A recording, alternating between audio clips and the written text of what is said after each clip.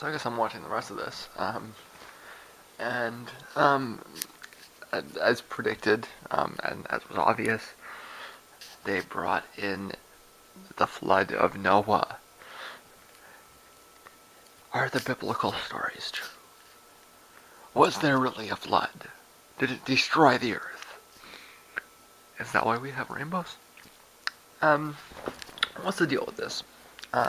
This flood that exists actually in many cultures. That's a good point to bring up. Again, we don't we don't need to talk about God sending a flood to punish people because they're bad. This is crazy talk, right? What we need to talk about is whether or not there is some historical basis in the idea of a destruction event that was widespread. And in fact, this is really interesting. I'll get to the theological aspect in a minute because, but the basis of rising sea levels following the Neolithic Revolution actually has a lot of relevance to us in our time period because that is global warming. Um, so we know that what happened, a little more than 10,000 years ago, around the area of, uh, Turkey and Syria, um, was that people started domesticating animals and started making domesticating plants as well. I believe the plants were first actually. Um, and the process of that led to settled civilization, cities, and all these sorts of things. Um, it is not thought that there were cities before agriculture, and that's where a lot of these. I've watched a number of these, as you can probably guess. Again, not because I think they're of great value historically, but because they're stimulating anyways, and it's maybe a bit of a rest, from watching whatever else I want to watch. It's kind of just light-hearted silliness kind of thing, right? Um, but it is at least whimsical, in the sense of being stimulating in that sense, right? Um, and I mean, we know that when we have domesticated animals, um, especially cows, um, they produce a lot of greenhouse gases. We also know that living in settled scenarios where we have, you know, we don't want to call them cities exactly, but villages anyways, where we're doing things like chopping down trees, we're modifying irrigation processes. All of those things are going to produce greenhouse gases. And um, according to a very widely accepted theory, when you produce greenhouse gases from whatever source, it doesn't have to be an anthropogenic source, it can be any source at all. Um, if the amount of greenhouse gases increase faster than they can be taken down um, through the various ways that if the if the uptake happens at a rate that's faster than the downtake. It's all about rates, right? I mean, there's always carbon coming out. There's always carbon coming down. It's a question of what the rate is, right? So if the rate is such that there's a net increase in greenhouse gases in the atmosphere, then the temperature increases. And if the temperature increases, then we have things like melting ice caps, and we have rising sea levels. Now, did that actually happen? Actually, a lot of people think it did. Well, we know that it did.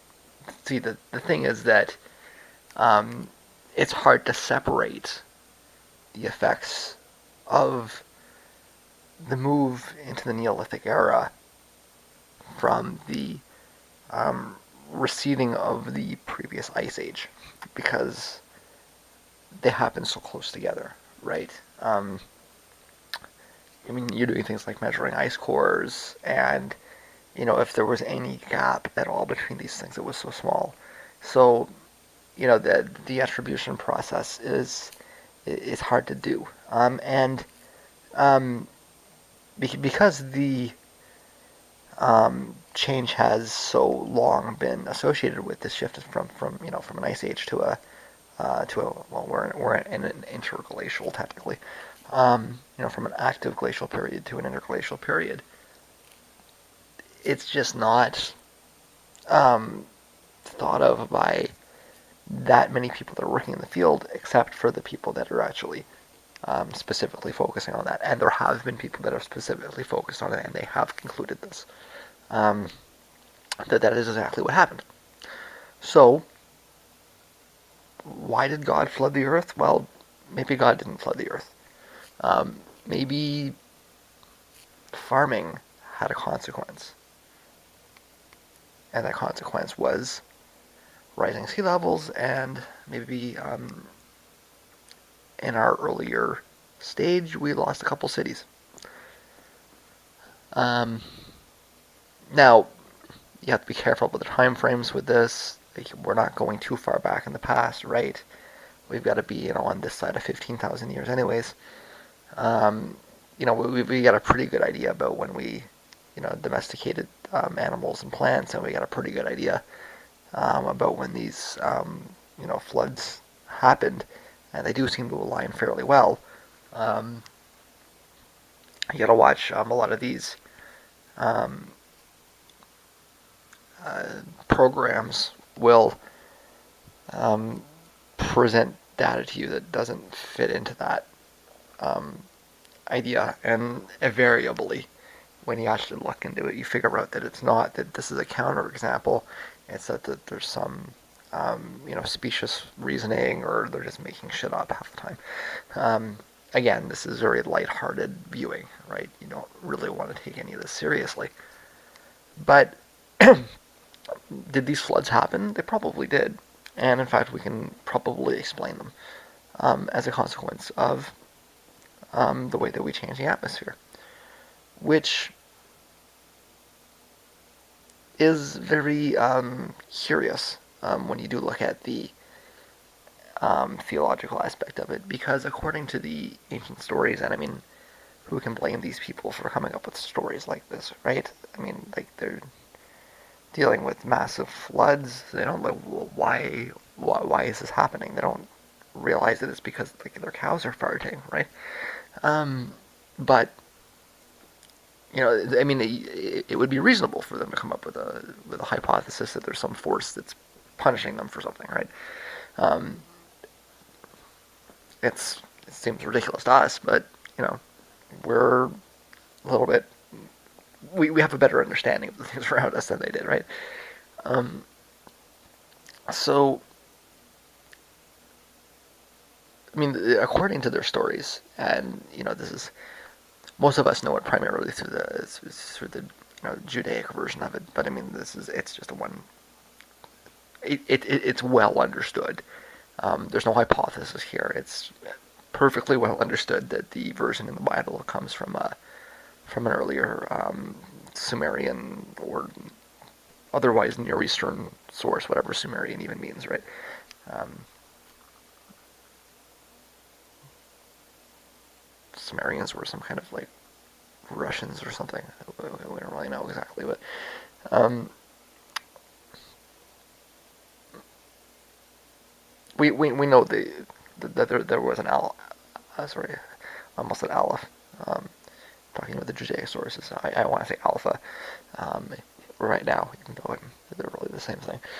We know that there was an Alpha source um, to that, and that particular story there is much older than the Hebrew scriptures. We know that there are similar stories in other cultures all around the world, though. It's not just about Noah and his ark, and the 2x2s and the whole thing, right? it's actually an idea that is seen in many cultures. And I mean, it seems to be independent verification. I mean, one of the arguments against God is, well, why are all the gods different? Well, if you take a story and it's all the same, well, then maybe there's something to it, right? Um, and I mean, there's positive evidence as well. It's not just, not just implicit reasoning. We can see that sea levels did rise during this period. Although you're probably wasting your time if you're looking for a physical arc, of course.